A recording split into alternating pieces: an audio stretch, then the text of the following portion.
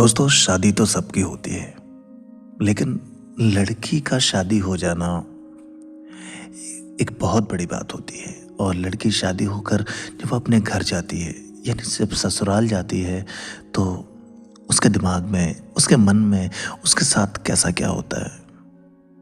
कहानी की दुनिया में आपका स्वागत है।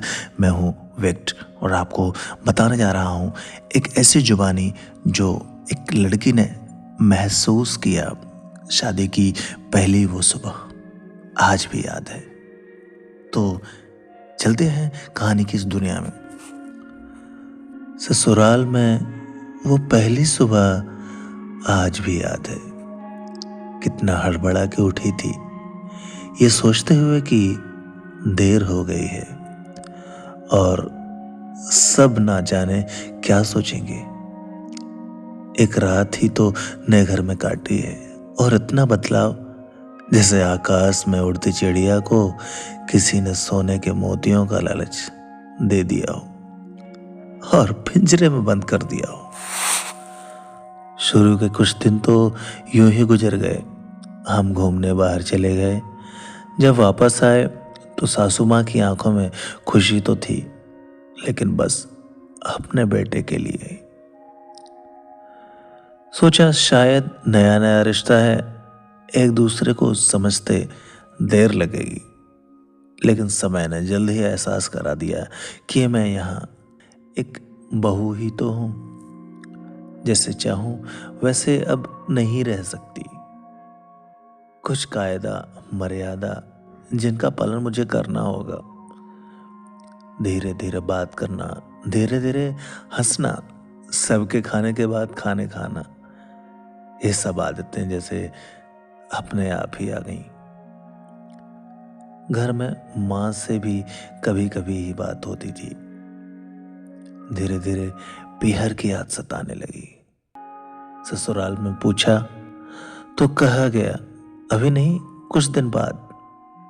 जिस पति ने कुछ दिन पहले ही मेरे माता पिता से यह कहा था कि पास ही तो है, कभी भी आ जाएगी, उन्होंने भी अपनी बात बदलनी शुरू कर दी। और धीरे धीरे समझ आने लगा कि शादी कोई खेल नहीं। इसमें सिर्फ घर ही नहीं बदलता, बल्कि आपका पूरा जीवन बदल जाता है। जी हाँ दोस्तों, तो दोस्तों और क्या क्या होता है इस बात के बारे में मैं और भी उसकी बातें कर रहा हूँ जो किसी को एहसास हुई। आप कभी भी उठ के अपने मायके नहीं जा सकते, यहाँ तक कि कभी भी याद आए तो आपके पीहर वाले भी बिन पूछे नहीं आ सकते। मायके का वो अल्लड़पन, वो बेबाक हंसना, वो झूठे मुंह रसोई में कुछ भी छू लेना, जब मन चाहे तब उठना, सोना, नहाना, सब कुछ अब तो बस यादें ही रह जाती हैं। अब मुझे समझ आने लगा था कि क्यों विदाई के समय सब मुझे गले लगा के रो रहे थे। असल में मुझसे दूर होने का एहसास तो उन्हें हो ही रहा था, लेकिन एक और बात थी जो उन्हें अंदर ही अंदर परेशान कर रही थी कि जिस सच से उन्होंने मुझे इतने साल दूर रखा, अब वो मेरे सामने आ ही जाएगा। पापा का ये झूठ कि मैं उनकी बेटी नहीं बेटा हूं, अब और दिन नहीं छुप पाएगा।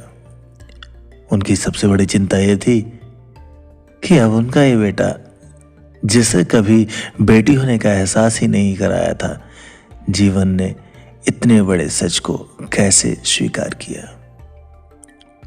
हाँ, माँ को चिंता थी कि उनकी बेटी ने कभी एक गिलास पानी का नहीं उठाया, तो इतने बड़े परिवार की जिम्मेदारी कैसे उठाएगी। सब इस विदाई और मेरे पराये होने का मर्म जानते थे, सिवाय मेरे। इसलिए फूट फूट कर मुझे गले लगा कर यह सब कर रहे थे। इसलिए सब ऐसे रो रहे थे जैसे मैं डोली में नहीं, अर्थी में जा रही हूँ। आज मुझे समझ आया कि उनका रोना गलत नहीं था। हमारे समाज का नियम ही तो है, एक बेटी डोली में विदा हुई तो फिर वो बस मेहमान ही होती है, फिर कोई चाहे कितना ही क्यों ना कह दे कि यह घर आज भी उसका है, सच तो यह है कि अब वो कभी भी यूं ही अपने उस घर जिसे मायका कहते हैं नहीं आ सकती। तो दोस्तों, यह किस्सा आपको कैसा लगा? यदि आपको यह किस्सा आपके दिल को कहीं छुआ हो तो मेरे चैनल को लाइक और सब्सक्राइब ज़रूर कर देना।